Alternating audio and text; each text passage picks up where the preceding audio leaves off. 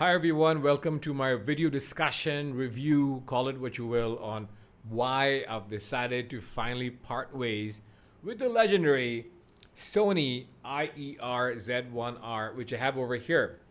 So I have a buyer for this, and I just thought I'd drop some impressions on this wonderful IM and why, despite it being so wonderful, I'm selling it. The problem of this hobby is that you get all these new shiny toys that beckon that you keep wanting to buy. I know I do.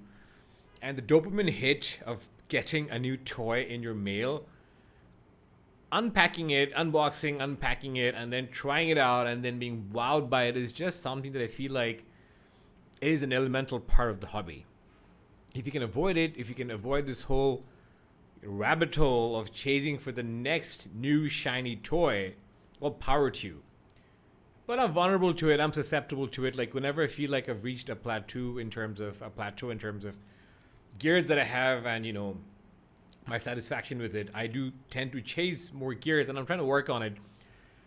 However, the Sony Z1R is an amazing IM. Like if you go over to the water cooler thread, the thread is called water cooler on HeadFi, in which I'm quite active, as are a lot of other sort of, experienced audiophiles who are more into the subjective, qualitative take on the hobby, who I feel like have heard more gears than I think on any other thread on this planet.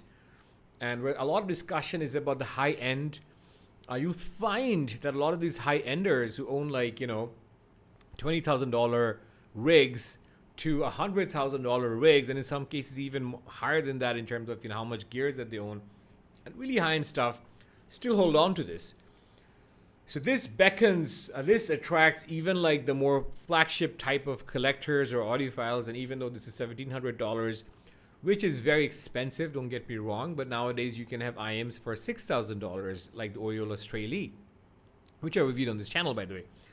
So this is a heavy hitter. This has stood the test of time. This is sometimes called the old man of the hobby, but people still love it. This is the second time that I'm selling it. The first time I sold it in haste because I don't think it got a good enough fit, because the fit of this IM will influence how you perceive the tonal performance, and you might find it to be sibilant if it hasn't fit you well. And it is a headphone that often doesn't fit people very well. I'll just show you the earphones. So the box comes off this way, and it reveals this beautiful drawer-like system of boxes, which has over time been emulated by a lot of other manufacturers in the hobby. So this is the drawer structure, and it's a wonderful presentation. It was unique for when it came out. This is what houses the IMs naturally, and these drawers open up and you get tips, you get paperwork, and you get all that. You get cables. You get two kinds of cables with this. You get this quarter inch, which is one I've used. The cables have been criticized by people because the cable has failed on some people, but it hasn't failed on most people that I know. It's a supple cable. It doesn't have ear guides, and if the IMs are too heavy for you, which can be the case for a lot of you, then the cable doesn't help. The cable can't pull down on these massive zirconium shells. These house two dynamic drivers and one ballast armature. So the BA is for mid-range, dynamic drivers for bass. And interestingly, they have a dynamic driver for treble, which does, I think, aid to the sort of timbre of the treble. It's a very nice timbre. So the treble is divisive, but before I get into all that, I mean, this is what the fit looks like. So for me, it does go in, but can, because of its weight, sometimes want to fall out.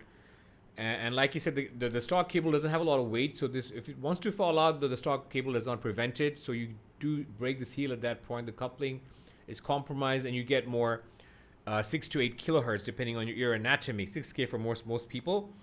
So it's a heavy IM. It's not the most ergonomic, but I didn't mind the ergonomics as much. I just had to make sure that I was pushing it all the way in. And you get a whole variety of stock tips, foam tips, and silicone tips. So the IM is fine for what it does. So what does it do? It has long been regarded as the benchmark for bass performance. I don't think it is the benchmark for bass performance anymore, although just for bass decay, it still holds its own, I think. Because nowadays you get higher tech sort of stuff like the Fur Audio Xenon 6, which I think is an amazing IM for bass. You have the Campfire Trifecta, which has this massive bass shelf, which is extremely well done. The bass is euphoric, it's euphonic, and the bass of the trifecta, to my mind, is better than the bass here. The trifecta in some ways is a modern version of this IEM, so I'll be covering the trifecta in a separate review, but the XE6, the Xenon 6 from Fur Audio, and the trifecta, to my tastes, do better bass. XE6 is slightly more mid-bassy and warm, and the trifecta is slightly more sub-bassy and less warm. For both these IEMs, you can tweak with tips and cables and all that. But this, for when it came out, was the benchmark for bass, and for a lot of you, this will continue to be the benchmark for bass, and I understand that. Bass is rumbly, it's more sub-bassy, doesn't have a lot of mid-bass, so it suffers for that in terms of the fact that it doesn't sound balanced in mid-bass sometimes, but it's still punchy, dynamics are fabulous. Bass comes down naturally because of his lack of mid-bass at an appropriately early point, so there's absolutely no bleed into the mids. The mids are somewhat dry and a bit recessed. Reminds me of the Abyss AB12665TC mids. This IEM reminds me of the Abyss, by the way. This is the closest approximation to the Abyss AB12665TC sort of sound in IEM form. Mids are a bit recessed, but I do think they're better timbre than the 12665TC. And the treble, like I said, is extended. It's very present, and if you don't get the right seal, can be sharp and sibilant. With the right seal, some people claim this is the best treble they've heard, and I understand where they're coming from. It is not the best treble I've heard by any stretch of the imagination. That would go to the Storm or the Annihilator from Elysian Acoustics, or even the relatively humbly priced, because it's still $1,000, the Symphonium Helios, which I own, has stunning treble. But this has good treble, guys. So the tonality is nice and a bit V-shaped. Great for rock and metal. This really paired well with the Hugo 2, just so you know. So if you have the Hugo 2, despite the Hugo 2 being bright, and it is, the analytical nature or whatever, the traits are of the Hugo 2 just gelled well. Sometimes chemistry is chemistry, and it's very difficult to explain it by talking about how this tonality combines with that tonality. But for $1,700, it's a wonderful IEM. Technical performance-wise, I do think a lot of other IEMs have, have surpassed it, and by a considerable margin. It does hold its own in terms of staging. It's massive.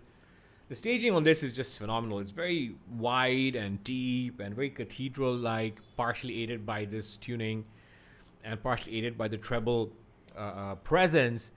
Imaging is masterclass. Even the humble Sony IER-M9, relatively humble price-wise, has superlative imaging. So imaging is something that Sony does well.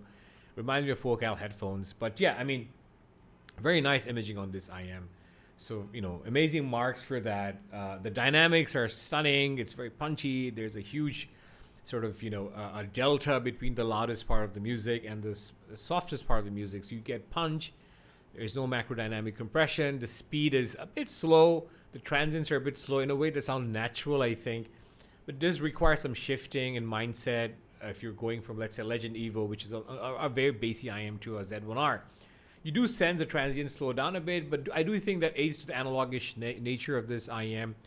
It's very difficult to find an IEM that's analogish and punchy and macrodynamic at the same time. I liken this IEM to the Abyss, and this is where it departs from the Abyss, because the Abyss AB12665TC, and I know I'm comparing headphones with IEMs, which is very difficult to do, but not impossible. You can compare apples and oranges, right? They're both fruits. So, in terms of the Abyss comparison, it's a lot more analogish sounding than the Abyss across the frequency spectrum. So that's basically due to its great timbre. The dynamic drivers do impart very nice analogish timbre.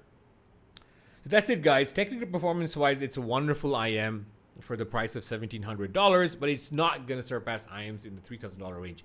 That's not going to happen.